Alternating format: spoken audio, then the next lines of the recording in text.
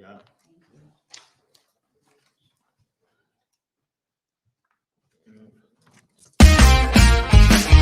I did it for the city, I did it for the love, I did it for the people, I did it for us. Back on this rap ish, I ain't even broke a sweat, homie, this practice. Pondering my next move, staring at my track list, hope I ain't miss my window. Praying like a Baptist, Seattle's own, tired of this Game of Thrones. They made a list of the best rappers and guess who wasn't on? While the disrespect continues, I'm steady packing these venues. Guess if you ain't at the table, you on the menu, and I'm that spitter, baby. They don't want you to see, but everybody's south of Capitol Hill's rocking with me. Boys smoke the trays and ponder getting their life together. I'm comfortable with my role, so I'm like, whatever. Me? I ain't got a job, but I work hard. And you don't work hard, but you got a job. The irony is I'm judged while you feel the applause. I'm slept on, that's why I had to set this alarm. My dudes is armed, I'm armed with this arm charm. Body banging like she got that cream from Barry Bonds. Yeah. I did it for the city, I did it for the love, I did it for the people, I did it for us. That Dre season is here, a real hitter with a mic, I'm everything that they fear. With that hood ain't the same, I was all on their ass, I'm level-headed. So yo, my dudes love when I spaz, and I'm so over Seattle's passive-aggressive attitude. They don't call you back, what they really saying is F you. While I'm from the same place, I move at a different pace. I prefer if you just said it to my face, damn, I did it. I did it for the city, I did it for the love, I did it for the people, I did it I hate for these us. average dudes with they average spit, writing average rhymes, knocking average chicks. The closer I get, I can feel the people starting to shift. I'm loyal to a fault, and everybody can't come with. Rap's a rich man's game, I'm only playing with change. They bang models and singers, I'm knocking my own flame, I'm different. The crowd, I move with the chosen few. Black thoughts, I could be the front man for the roots. No diamonds and gold, I'm on my sticks and stones. If we can see your panty line, you should have on a thong. My team is strong, through this fire we forged a bond. And they already know what it is when I get on. To the hearse, party like it's December 31st. When I'm on my deathbed, I probably cracking my nurse. You ain't got the bars to compete, I'm a verbal athlete. Deflating these boys so they say that I cheat. Damn, I did it. I did it for the city, I did it for the love, I did it for the people, I did it for us.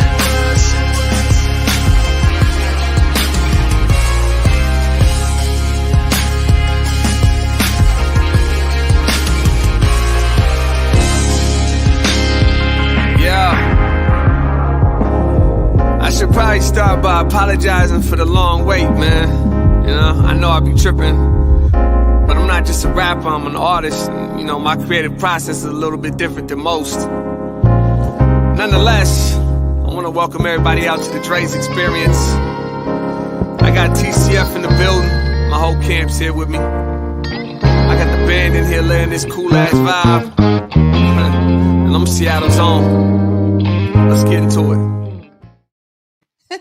Happy Friday Eve, everybody. Welcome to the Morning Update Show. I'm your co-host, Trey Holiday, and I am so happy today. I'm just feeling the vibes, and you know what? You guys know I'm always feeling the vibes when I'm with my guy, Big O. What up, Big O? Bay Holiday. What's up? How are you? I'm doing well, my friend, this morning. It's a great morning. Started off talking to some students at Seattle University. Thank you, Jasmine Mahmood. A great start to the day. What? Trey Holiday love the kids, huh? You know it, man. Come on, man. The collegiate, environment, it always takes you back. I know when you speak to college students, you go back a little bit, man. Listen. Those are the days. Listen, if I could do nothing all day, so it's like I think people might assume there's things that we look forward to over here at Converge or that I look forward to. But man, if I could do nothing but talk to young people and our elders all day, I would be good. Like one of the best experiences ever was Age Friendly Seattle. You know, and it was all elders, like all the joy, and that happened during the morning update show. It's nothing that I'll ever be like, okay, I won't do my show to go do this. But it was like, yo, this is when the elders get down. This is like they coffee clutch. This is their time. I was like, okay, look, I think Jake came in that day on the morning update show to talk to the elders. And to the students, I've been talking to students all across America and all over the world. Like, I could do that all day. You know, it's cool. We told these politicians, people running for office, this is all right. But these young people and our elders, that's where it's at. You and me both, my friend. That is literally why I help convene critical conversations every month. It's like being able to be connected with them. And I was telling the youth that today. So I agree with you 100%. Yeah, well, that's good stuff. That's good stuff. Yeah. Yeah. What do we got going on here? Well, it's a few things. So I've lost my controller over here. So I'm just gonna refresh on the screen. And by the way, all your D'Alessandro is out of here today. So if we got a bunch of gremlins, if we got a bunch of gremlins going on, it's because I'm sitting over here pushing these buttons. And Jake Grabrot's doing the best he can over there. You know, I'm just glad that last week we surprised everybody. You were gone and I was gone, but I sent a gratitude message to all your D'Alessandro because I was like, man, you know, run the cameras, the lights, the sounds, the graphic overlays, everything. So she does it all. And I'll give you a moment to get yourself together because I just got to say, you guys hear me every day, Monday through Friday, talking about seeing yourself as part of the solution. And last night I was able to participate in the 30th Democrats meeting. And I just got to say, Allison Fine, one of our Allison go hard. That is here every single day. Yes. I watched her putting it down as a moderator for that meeting. There was over 50 people on the call. And I just got to say, Allison, thank you so much for sharing that opportunity with me. That will not be the last time you see me, my friend. And kudos to you for making sure that you are part of the solution. So I got to give that special shout out. Yeah, Allison, hey, here's one thing is we get people who are whatever. Allison definitely is about that action. Yeah. But let's put it out there like that. Allison is about that action. You know, since Oya is gone and things are kind of discombobulated here, which she shouldn't be. She told us she was gonna be gone like a month ago. We're supposed to have it together. But let me take a step back here. Welcome everybody to the Morning Update Show, and remind you right now is a perfect opportunity to tag and share the stream. Go ahead and tag and share the stream with people who you feel could benefit from culturally relevant news and information emanating from right here in the Emerald City. And today on the show, we've got some live guests. It looks like they're in the green room. They're part of the union, so you know they're on time. Yeah. When I said, I was like, you need to log in, but they are there. They're ready. And that's Zion Grae-El and Sarah Cherin from UFCW 21. UFCW 21, they came out, and it looks like I'm wearing their cup. This is totally accidental, but coincidental. They came out and endorsed Nikkita Oliver. And you know, for some people who've been following things all along, there's probably like, a natural course of events. But for people who've been in and out, you know, Nikkita Oliver has really been portrayed by a lot of people, especially the right or far right or who knows, like the center in Seattle, the Democrats. I have no idea. Seattle politics is wild, but she's been portrayed as very extreme, very polarizing, very whatever. And to get the UFCW 21 endorsement, I mean, that really is news to us. Yeah. You know, at the end of the day, what I love is that I see Nikkita in spaces that matter. And shout out to you, Nikkita. Shout out to UFCW. I'm happy that we'll be able to talk to you guys. I also really want to get into the fact that UFCW made a monumental change for the PCC board by electing 2 workers of PCC. And I know I've been so closely connected with you guys in that effort. I saw Nikkita was out there as we were picketing with UFCW at PCC in the Central District. And, you know, again, I mean, just shout out because that's the kind of change we're talking about. Get that diversity of voices at the table. So we want to talk to UFCW and see why they're endorsing Nikkita Oliver. I will say this: UFCW has been on our show quite a few times. I remember one was the I want to say QFC and the Black Lives Matter pins and who could wear pins and who couldn't, and you know some of the stuff going on. Like UFC. Them guys, they stay after it. Man, you know what I'm saying? So we got them there. And then it's kind of light today. We got a short show for today. Tomorrow's a real amazing feel-good Friday that I'm have to do without you. I know. I'm sad I'm going to miss it. You know, mom duty calls, man. It's right. Okay. So real quick, you know, yesterday was Acacia's birthday. And I mean, what a special feeling here on set and some everything else. I hadn't seen this girl in a minute. And yesterday, let me go ahead and put this up here. So there you go for everybody. I was able to catch up with my superstar, my shining star yesterday. 24 years old, 24 years young, and on her way. I mean, Acacia really is such an embodiment of, you know, that brilliance we talk about in the next generation. I mean, she showcases it in every environment she's in, whether she is doing the scoops. I heard about her learning the scoops at the job, whether she is helping out on the back end with the voting. I mean, she just has been all over the place since graduating and even before, as you kind of highlighted yesterday, with a lot of her work. So again, I'm glad you were able to connect with her last night. You know what I mean? Daddy-daughter time. Yeah, no. And it was real important. And what else we wanted to get in here? Okay. So yesterday, and we'll play this clip here from King 5, and I talked to council member Deborah Juarez yesterday on something like totally different. We're talking about, you know, me, man, I'm hitting up council members personally, being like, man, this gun violence thing is like, you know, it's out of control. And she was talking about how in her district, you know what I'm saying, what's going on there, some shootings and everything else. And she also brought to my attention that like yesterday with the missing and murdered indigenous people, you know, and I was like, damn, because we didn't make mention yesterday. And it was a real big day. So, you know, I mean, this is people don't realize is like, man, a lot of these, some city councilmen, I have no idea. I don't talk to any of them, but there's a few that I have conversations with, and they know there's some stuff we agree on and some stuff that we don't, you know, and that's okay. The whole point is to be able to have conversations with people you don't agree with. Like, yeah, I don't agree with you.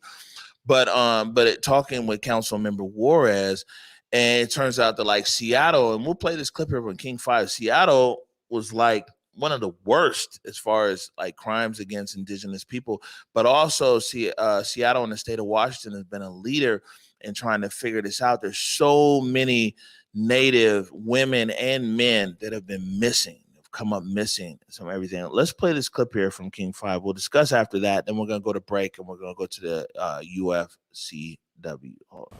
Mark and Joyce, back in 2018, Seattle was ranked #1 worst in the nation when it came to crimes involving indigenous women. But activists tell us things are improving, thanks in part to a rally held at this exact spot on the state capitol campus. Hi, hi, oh, hi. Murdered indigenous women are not forgotten. They came to Olympia calling for help solving the dozens of cases of missing or murdered indigenous women. And let's applaud the elders who gave us the wisdom. In 2019, the state passed a law requiring the hiring of 2 liaisons to improve the relationship between tribes and police. Standing beside the governor that day, Earth Feather Sovereign. My adopted sister, Lisa Jackson, was murdered. And not too far after that, you know, my niece, Eviana, she was also murdered. She says, like usual, police and the general public did not care. But now that we're bringing recognition to the issue, there's been more people who are interested and wondering, you know, what's going on. We did find a young lady who'd been missing 16 years. Patty Gosh is one of the 2 tribal liaisons now working for the State Patrol. WSP's website has a list of all missing indigenous women and men in the state. She says it's one way the state is trying to build a bridge to establish trust with the tribes. We had a call from a person in Canada. Their uncle had been missing since 1967 and had gone unreported. And it's basically not having trust with outside law enforcement. We actually found him. So I feel like this has improved a lot. Earth Feather Sovereign wants legislators to do much more, but says the progress is refreshing. People are beginning to open their eyes and open their hearts and open their minds, and hopefully, you know, together we could all make a better change for our tribal people.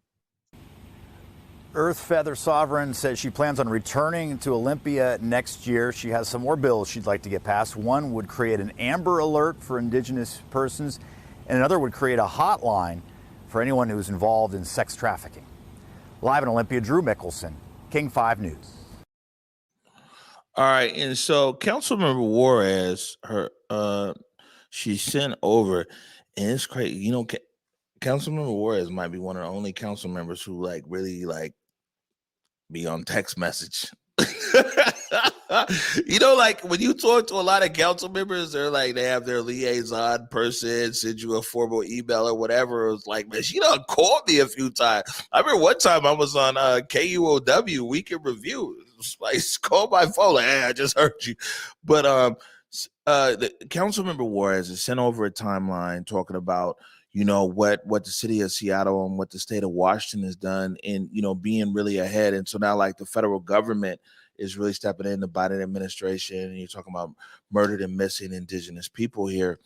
And actually to do it real justice, I think that we're going to, because she's Councilmember Ward sent us a lot of information. And so we're going to package it for on air for tomorrow. But, you know, I'm very glad that she flagged this in the conversation yesterday, because this is an important conversation to have. It really is. And it's something that I was able to witness just in that meeting I was describing with the 30th District Democrats. You know, they had an amazing tribute to not just, you know, native lands, but also native peoples. And, you know, there was a representative there that was talking about, hey, everybody was wearing red in celebration, really, of these lives and in recognition of these lives. And so, you know, to hear people really, again, as that clip just showed there, that people are starting to open up to the ideas that, you know, hey, this is a real thing. And unfortunately, you know, indigenous women are missing and being murdered in the droves. It's definitely something we need to pay attention to. We talk about the sovereignty between, you know, Black and indigenous folks. We talk about the fact that it's those two races, us and them, that are really at the bottom rung of so many things. And this is important to elevate this. And we need to always remember too, and especially as we continue here in Seattle and the Pacific Northwest to embrace and live this lie of who we've never been, but we tell the world that we are. We need to remember that injustice anywhere is a threat to justice everywhere. And this is important. So touching on it today, but I'm going to follow back up. Hopefully I'll reach back out to Councilmember Juarez and see if the council member might have some time this evening to discuss so we can air it tomorrow, because I want to give it its due just, you know, as to what's going on here. We'll reach out to the Washington State Patrol as well. All right. So now we've had union workers waiting in the green room. And, you know, I hope they don't go to their union representative and be like, oh, my God, the morning update show had us waiting. We demand overtime or whatever it is. But we're gonna take a short break right now. When we come back, we got representatives from the UFCW 21, and they're gonna tell us why they're supporting Nikkita for 9. You're watching the Morning Update Show. I did it for the city, I did it for the love, I did it for the people, I did it for us. Back on this rap ish, I ain't even broke a sweat, homie, this practice. Pondering my next move, staring at my track list, hope I ain't miss my window. Praying like a Baptist, Seattle's own. Tired of this Game of Thrones. They made a list of the best rappers, and guess who wasn't on? While the disrespect continues, I'm steady packing these venues.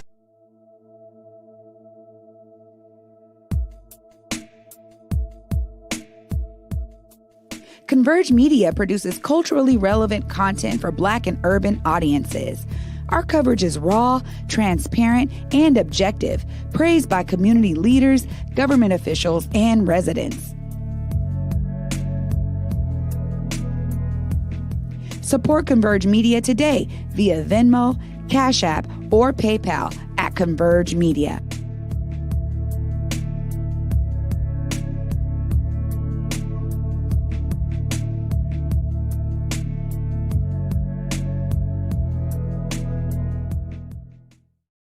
All right, welcome back to the Morning Update Show. My name is Omari Salisbury. I am Trey Holiday. Trey Holiday. Real quick, want to say, because see, Zion was there, but you know he works for the union, so he might have got a call. Now I don't see him in the green room. Oh, okay, now you see what I'm saying? You and your life be tough, man. But before we bring in a guest, I definitely want to say, if I can get this camera right here real quick, Jake, want to say thank you to all of our supporters out there. We really appreciate you. Thank you for taking the time. Thank you for your donations. Because of you, we stay on air. Big shout out to our $5 family, $5 Army. Like, you guys really keep us on air. If you haven't done so yet, perfect opportunity. You can visit Where We Converge /donate, or you can watch that scroll down below. Help keep us delivering this culturally relevant news and information, right? Yeah. Great shout out. All right, so good stuff. So, like I said yesterday, it was big press releases and everything else from the UFCW. They said that they are supporting Nikkita Oliver and Nikkita for 9. So I want to bring in real quick, and I'm pressing buttons and doing everything over here. This is what I'm telling you, is the power of multitasking, knowing your craft and trade or not. Let me bring in Sarah, and then let me bring in Zion, and then let me give everybody some elbow room. Hey, welcome to the Morning Update Show. Hi, you guys. Hey, guys. Thanks for having us. Thank you. Absolutely. Well, How's it going? Yeah, we're good. We're good. I'm just really excited to get into this discussion with you guys. And, we're going to hop right into it. I'm going to let both of you guys speak to why UFCW 21 has come out to say we're supporting Nikkita for 9. I'll start with you, Sarah. Yeah, thanks so much, Trey. And thank you so much for all your leadership in the community around the PCC stuff. We can talk about that another time, but just wanted to thank you and King County Equity Now for all of your work. And we're not done there. We got workers on the board, but we got to still get community folks on the board. So, I think, and I look forward to hearing from Zion, but Nikkita represents a different kind of politics, we believe, in Seattle. She represents a transformative kind of politics, the kind of politics that's rooted in community. And so for us, we're very excited as the largest private sector union in Seattle. We represent grocery workers, cannabis workers, healthcare workers, the people who have really been lifting us up in this pandemic. And Nikkita has also been lifting us up in this pandemic. They have been standing with our workers from day one, working behind the scenes, not seeking the limelight. And so we think they represent a different kind of politics, and we're looking forward to them being on council and working with them to make transformative change. Yeah, I love that, Sarah, and I agree. I have seen Nikkita doing the work on the ground. Zion, tell us a little bit about, why you think, UFCW 21 and yourself personally, why you guys have really come out to support Nikkita for 9. Can you hear me all right? Yeah. All right, cool. Personally, I've taken note at her involvement in outreach as far as I remember earlier in the 2000s, she was working with the Gospel Mission, and she also had another, I think it was a youth leadership program that she had either established or had been involved with. And I'm super impressed by things like that.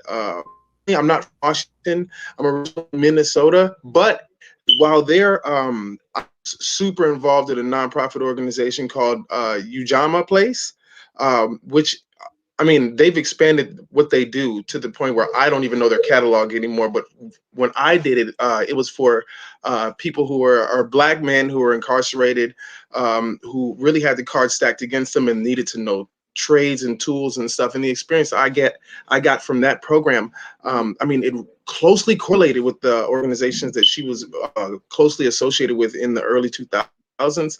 And just that alone just demonstrates the type of character that I could get behind. There are certain philosophies that I am not 110% on board with, but I would say that a lot of concepts that she encompasses closely correlate with what it is that I feel. And like I did say before, I'm not from here, so it's really good that she makes the information easily accessible, especially when you talk to her or hear her speak. There's a lot of things that I wasn't aware of, and just having a discussion with her was very inspiring. So I definitely get behind it. And like Sarah said, they both speak for the little people, the union and Nikkita. So I mean that's where those two correlate. Well, thank you for that, Zion. And Nikita's proper pronoun is they. So I just want to make sure that we get that clear as we move forward. But one of the things that Sarah, you were just talking about it, and I think it does warrant a little bit of time here, is that it's monumental that, UFCW workers stood together in solidarity and continue to press for diverse representation on the board of PCC. And when we have these wins in community, it is, great to be able to celebrate them. I think there were many people behind the scenes working to get 2 workers on the board. And you're right. We have more work to do because we were also pressing for a community representative. But I want to hear from you both about how it feels to actually get some worker representation on the board of PCC. It was such a huge effort of so many of you guys at UFCW 21. Go ahead, Sarah. Yeah, thank you so much, Trey. And thank you for that reminder about their pronouns.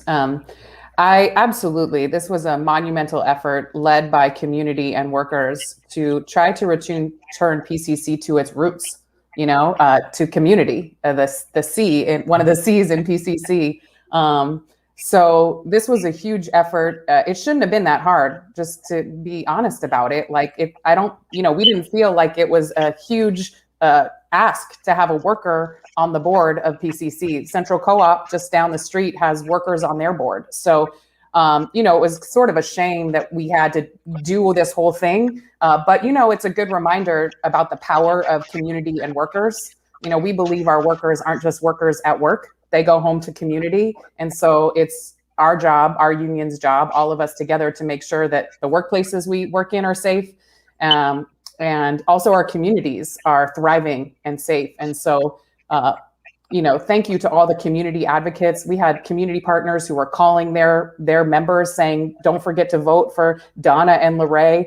We don't have the exact results, but we heard it was record turnout, which, we think that's good. We think when people vote, when a lot of people vote, democracy, we believe in democracy in the workplace and a thriving democracy. That's why this is such an exciting conversation about Nikkita and PCC. So yeah, I agree so much, Sarah. That's why I had to mention it, because I saw Nikkita out there. I mean, we were all on the picket lines, at the Central District location, and it was great to be in community with you all. And I think that you're 100% right when you talk about the ways that we can bring, the labor movement and community together. Oftentimes, so many of the initiatives we're working on and the ideals that we possess are in alignment. And I've been so thankful to partner with you guys in that regard. Zion, how has it been for you to see that resilience of community connection with someone like Nikkita also, who has been really there, as Sarah said, in the background, not looking for the limelight? How has that been for you as a UFCW representative?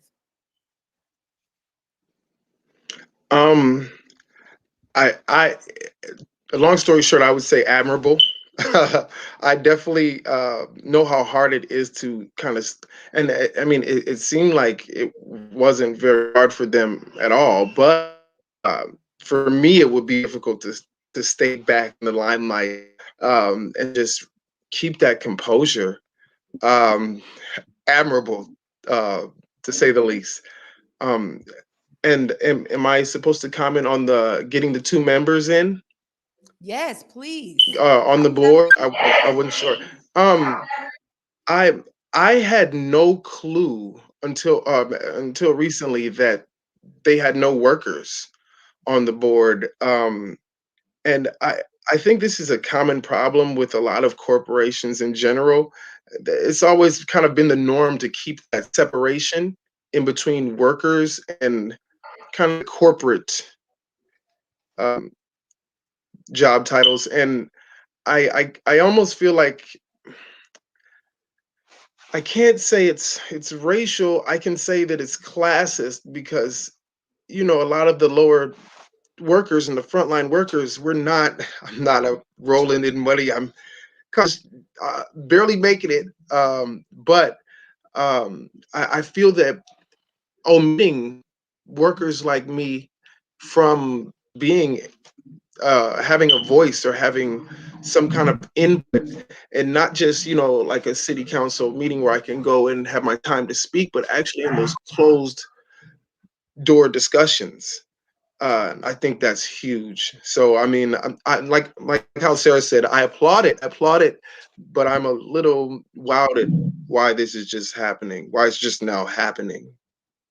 Yeah, I agree. And I also think that, they had to ask you guys to get over 2,000 signatures during COVID in person at stores. They were trying to put the barriers up. So congrats to you guys. And thank you for coming on today to tell us why you guys are supporting Nikkita Oliver for 9.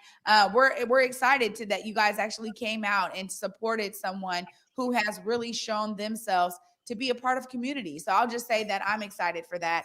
And it's been great to work with you guys. I know we'll continue to do work together with labor and community. So thank you guys for joining us on the Morning Update Show today. Thank you so much for having us. You're very welcome. My pleasure. Absolutely. Well, Public Health, Seattle, King County, Zero Youth Detention, along with our partners from across the South King County region, are committed to reducing violence and creating the conditions needed for our neighborhoods to be safe and free of crime. Too often, the response to crime and violence has been a piecemeal approach with a program here and a program there. When family units collapse, schools fail to educate, the economy fails to produce jobs, and crime rises, we've looked to law enforcement and punitive measures to save us. Nothing could be more wrong or further from the truth. Law enforcement can't shoulder all the burden or take the rest of us off the hook. We are acknowledging the lived experiences of Black, Brown, and Indigenous communities. We are centering community as the experts who can effectively identify key issues related to systems, policies, and practices that impact children, families, and communities of color across this region. Those most impacted by the issues will help call out and identify the root causes, including structural and systemic factors. 150 residents will partner with King County to develop strategies, solutions, and an action plan that explicitly addresses system changes needed and eliminates barriers to access for Black, Brown, and Indigenous folks. These residents will also identify the criteria used to measure our collective success. Simply put, we need your help as we do the work needed to make King County the safest in this country. It will take specific commitments from all of us, community members, our young people, elders, and leaders from the sectors all across this region. Together, we will get this work done. Please click the link below and sign up for a work group. Or you can recommend a co-facilitator from community for each work group. We look forward to hearing your ideas, concerns, feedback, and solutions as we build a community where all our children can be happy, healthy, hopeful, safe, and thriving.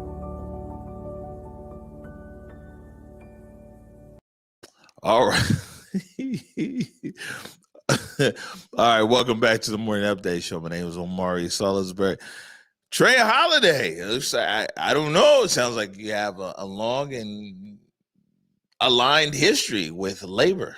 Yeah. The thing is that UFCW 21 was my first union I ever joined as a young worker. At Safeway was my first job, 15 and a half. As soon as I could work, I was there. And so, UFCW was the first union I ever joined. And I actually did grocery work throughout my young adult career, right? And so I stayed a part of UFCW 21 for a while there. So I just got to say, it's a most emotional spot in your heart, is what you're saying. But also too, I think, at the heart of it, so much of labor and community is in alignment, honestly. So I'll say this though.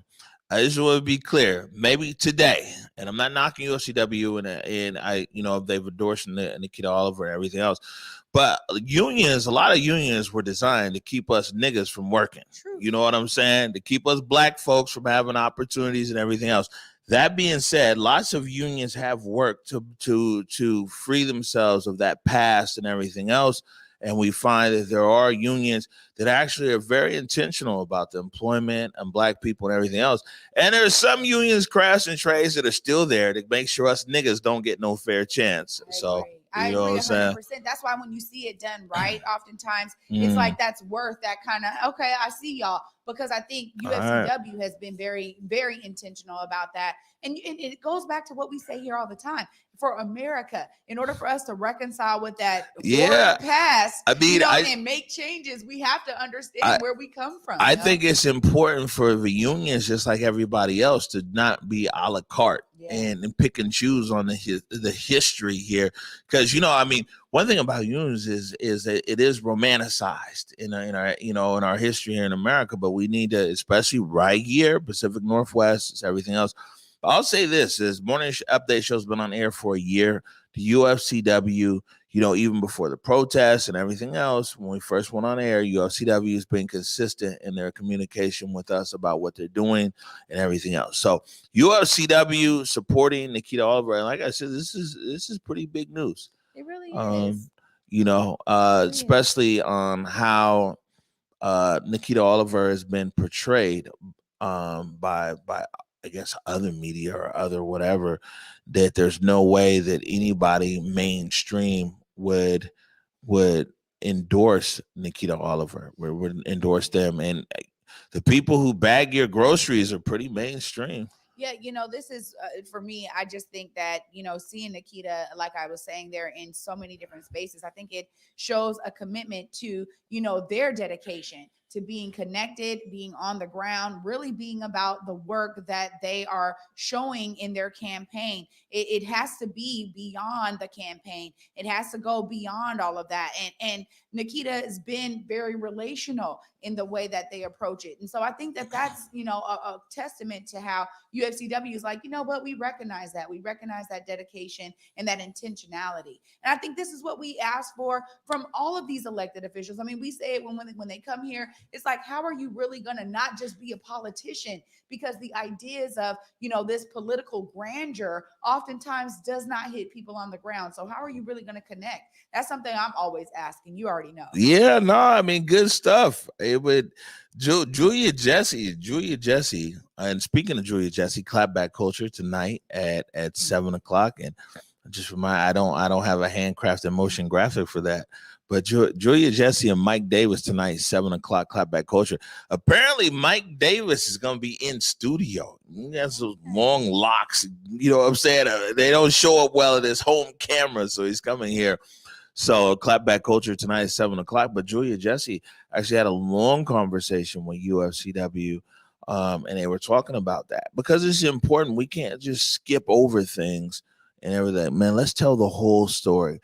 That's the best thing that we advocate here, is let's tell the whole story. But yeah, I mean, it's very mainstream if this union here supportive of Nikkita Oliver. So let's, like I said, was also, this is kind of a big deal because Breonna Thomas has been working with labor for a long time. Their council president Gonzalez's office, Breonna Thomas, was also running for position 9, has had lots of labor connections and relationships. And so for UFCW to go for Nikkita Oliver, I don't know. We'll see her writing on the wall there. All right. So got something good here. I don't know if my dad is watching live. I hope that he is, down there in Rocky Mount, North Carolina. And we, it was probably a year. It was definitely before COVID. I was down there in Rocky Mount. Excuse me. He had a project that he was doing. It's called Our Nation Underground. And he talked about the Black cemeteries there in Rocky Mount, North Carolina, and Nash County, North Carolina, and trying to get the history of these Black cemeteries and the history of who was there and what does it mean, and how does it relate to today and everything else. My dad's put a lot of effort into it, this Nation Underground. And I came across this on CBS this morning. This comes out of East Texas. There's actually a CBS producer who's working there, I believe it was Stephen F. Austin University, and they're trying to track the history of this family, this Black family graveyard, over the past 200 years, and now it's expanded to they're trying to track every enslaved person who's there in the state of Texas. And that would usually be my hint for all you to press the button, but I forgot. I have to press it myself today. We're sharing an update to a very personal story from a member of our CBS News team. Last year, we told you about producer Rodney Hawkins and his family's efforts to restore their ancestral cemetery in East Texas. It's one of many projects across the country aimed at preserving historic Black burial sites. Rodney is also digging deeper into his family's past with the help of researchers at Stephen F. Austin State University. Their ambitious goal, find records of every enslaved person in Texas before and after they were freed in 1865. As Rodney shows us, it could help millions trace their ancestry. Let us all pray together. What started as a simple search for family history a year ago is becoming a multi-generational journey of self-discovery. Good to see you. Family members came from all over the country to complete the restoration of our nearly 2-century-old cemetery, Old Mount Gilead, like my great-uncle Billy Curl from Los Angeles. This is the one that I was named after. Bill Curl, that's my namesake. Bill Curl, a sharecropper, was my great-great-grandfather. Last year, we found his grave, bringing to life unexpected memories for my granny. It was wonderful. You had your grandma on there, and your grandma talked about who her parents were, and then she found her grandfather. We were then able to go and find him in the records. Linda Reynolds and Kyle Ainsworth are digging deep into the archives at Stephen F. Austin State University. There are 182,576 slaves in Texas in the 1860 census. Wait, say that again. Yeah. 182,576. They're digitizing the records for each enslaved person registered as property in Texas. They call it the Lone Star Slavery Project. Why is it just now getting done? Somebody has to be interested in wanting to do it. Where did my Curl family come from? I have a feeling inside of these books, you're about to tell me a great story. We begin with the Bill of Sale from 1842. I do buy here sell and transfer $5,900 for 14 slaves, including Richard A. Negro boy, aged about 20 years.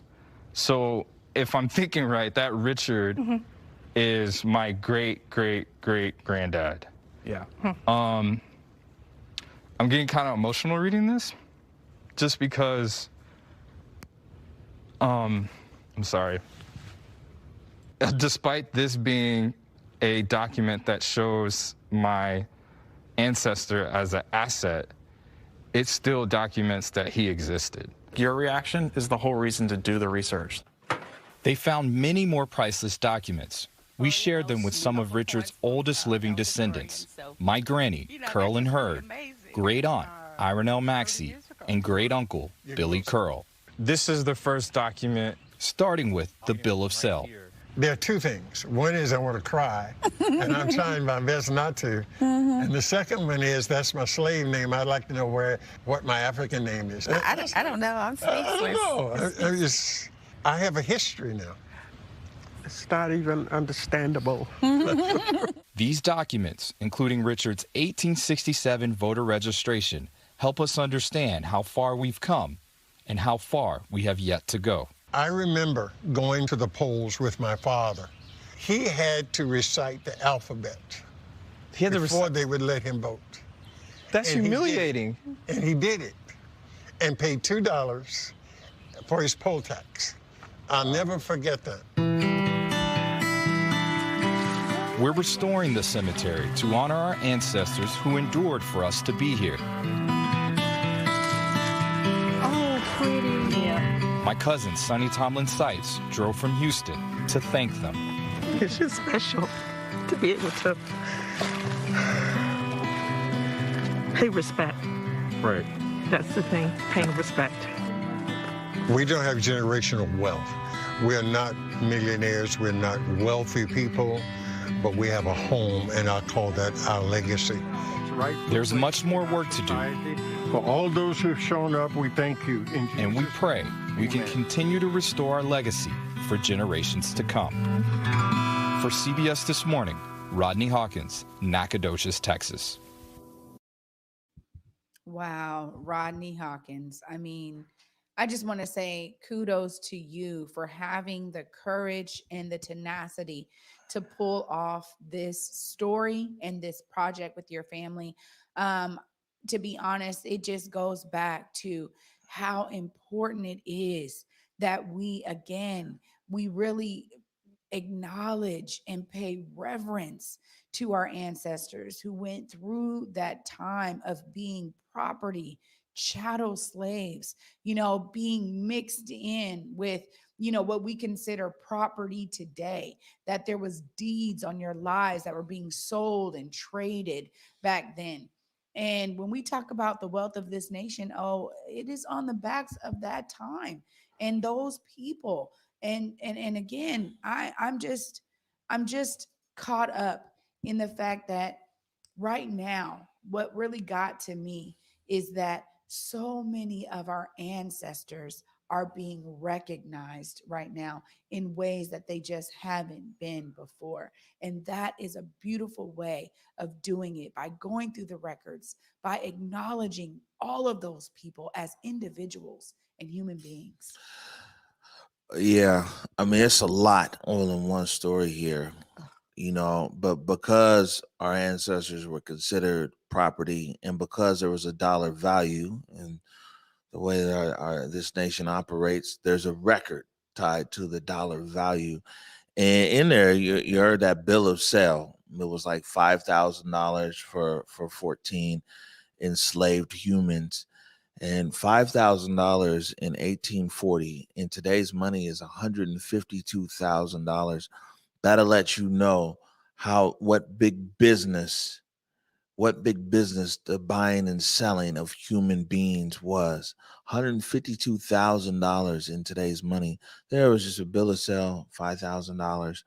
But also is clear, and this is what I'm saying. We've been saying it for a long time, and it's different when media people say something or even a Stacey Abrams says something.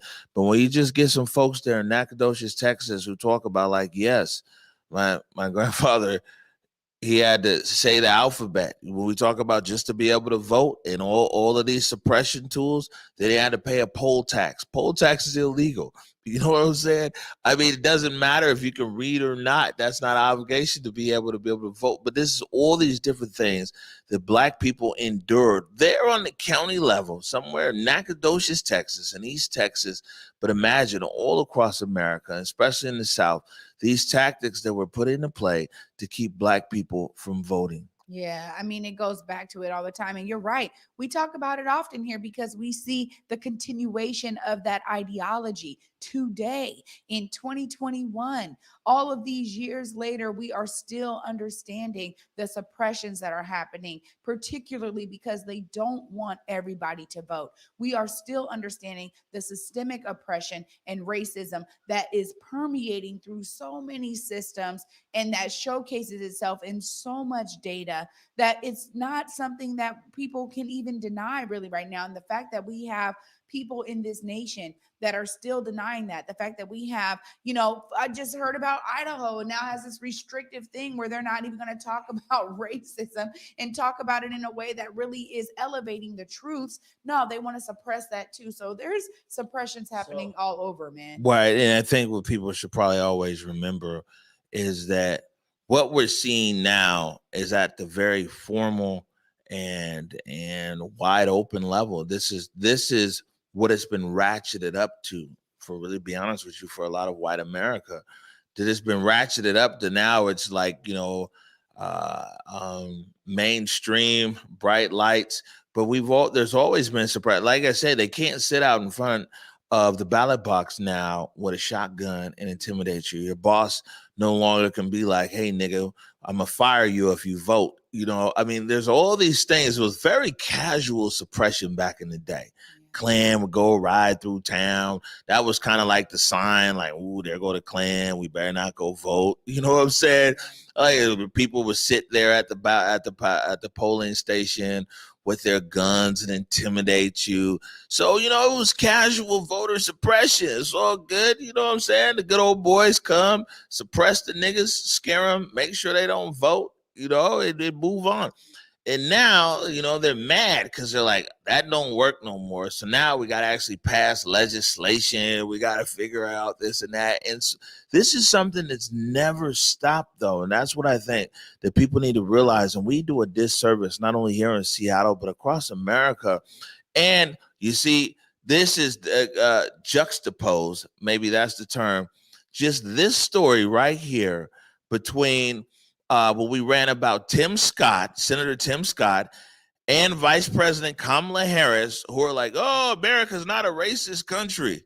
You see what I'm saying? That's fine. You sit there on your big platform as a senator, sit there on your big platform as vice president. I'd much rather listen to these folks in Nacogdoches, Texas, and hear their story than hear these politicians trying to pander, talking about something that don't exist.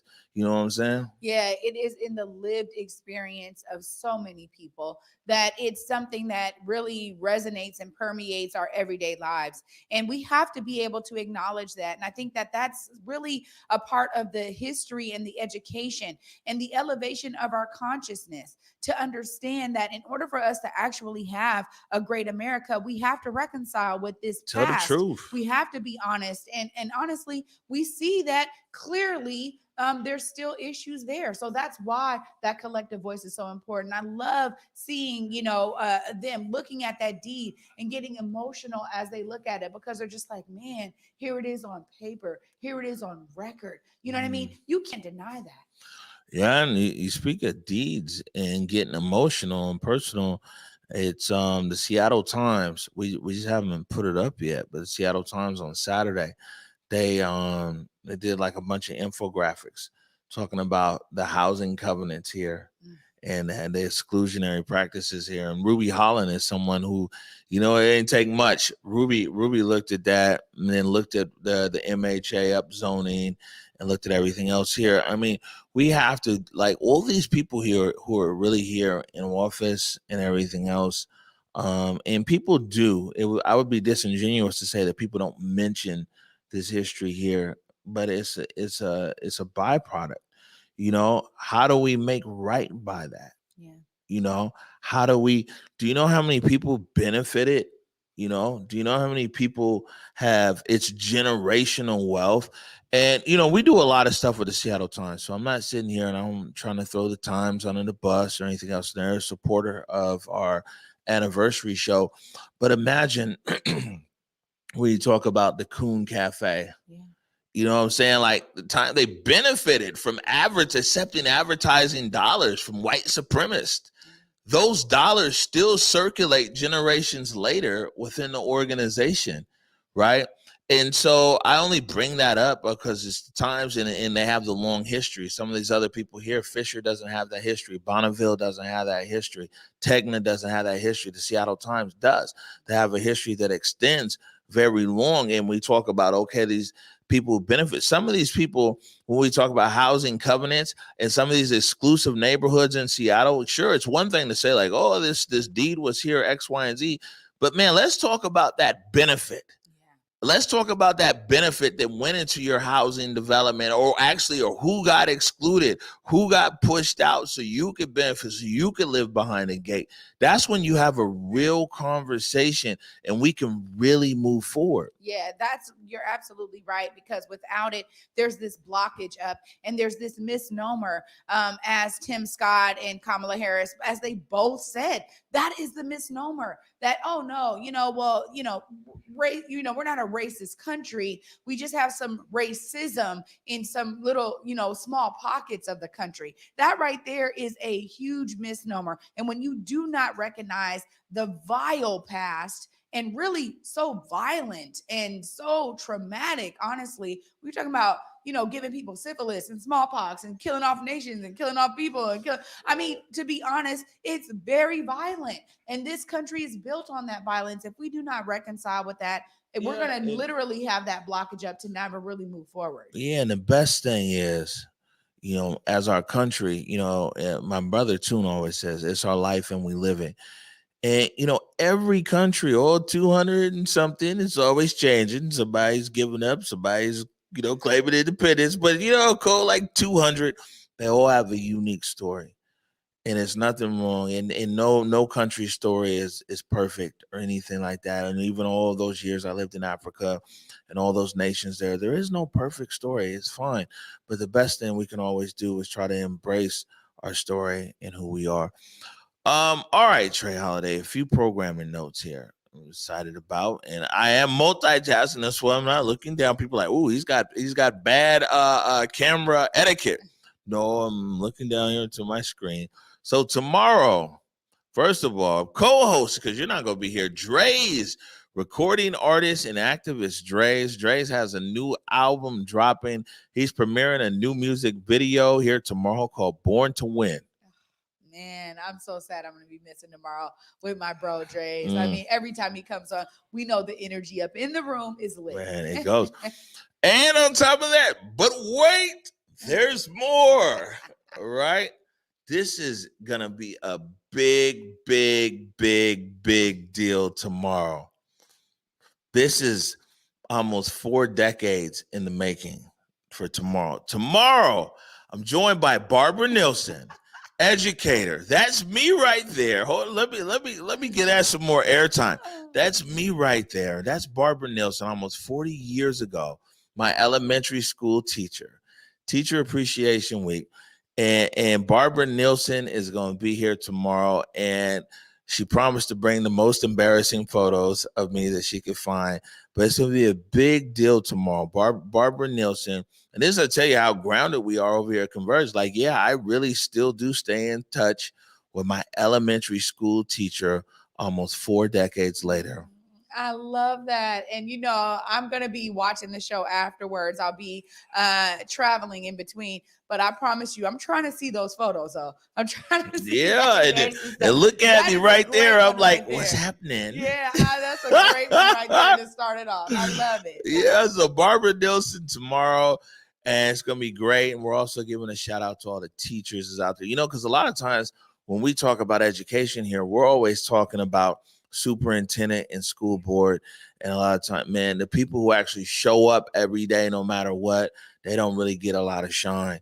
And so, you know what I'm saying? We're giving some shine to the teachers tomorrow, too. Well, I love that. And, you know, I just got to send a little shout out about the Education Community Conference yesterday as well. Phenomenal job of pulling those folks together. And I love that it's happening during Teacher Appreciation Week. We do have to uplift our teachers. We have to uplift our educators, administrators. There's a lot of people that don't get that limelight, but they are there with our babies, dedicated to their greatness. And so just love being able to, I'm glad that Barbara's going to be here tomorrow. I'm glad that you kept in contact with her. It's going to be awesome. Yeah, no, come on, man. She was the one. She was like, man, you need to just be writing. You know, I was off the wall. I was wild, man. You know what I'm saying?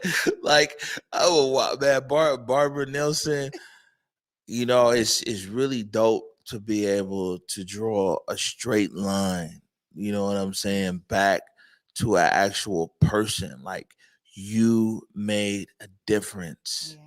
Yeah. And that's what Barbara Nilsson was crazy, is because she was a young teacher with me, and then later on in her career as a principal, she was a principal for city council member Dan Strauss. Yeah, Dan Strauss principal. So excited for tomorrow. So if you want to have this is 2 really good feel goods in a row. Last Friday was the commitment, Alaska Airlines commitment. So good. And this Friday we'll have Barbara Nilsson and Dre's. All right, time to get out of here. Any last words? Hey, you know, as I encourage those students today at Seattle University, find a way to see yourself as a part of the solution. There's a lot of great work happening on the ground. You know, first day for our intern in the building, Mr. Ibrahim. Ibrahim's in the building. He's yes. finding a way to be a part of the Ibrahim on set. Absolutely. So you guys can too. You guys can find a way to be a part of the solution. And I'll give another shout out to Allison Fine for finding her way to be a part of the solution. Okay, Allison Fine. Yes. She was holding it down yesterday. Them 2 snaps up in a circle don't come easily from Trey Holiday. So if Trey's giving it out, it must be real. It was real, you know it.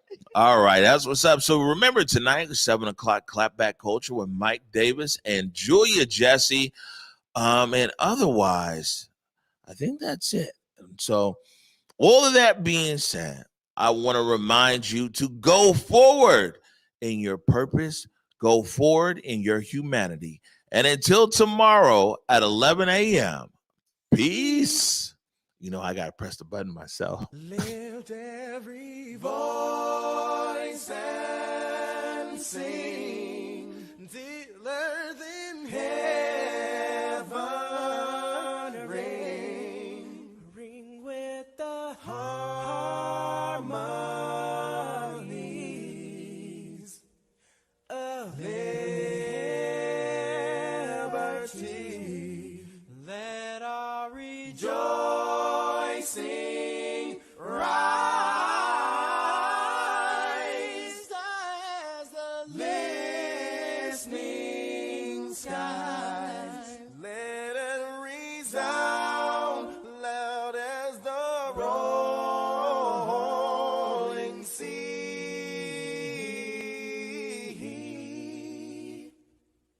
Sing a song full of the faith that the dark past has taught us. Sing a song full of the hope that the present has brought us.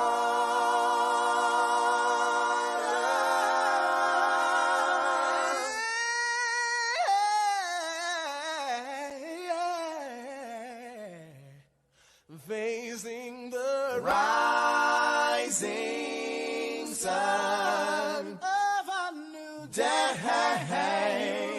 begun. Let us march on till victory is won. Sing it again now. Won.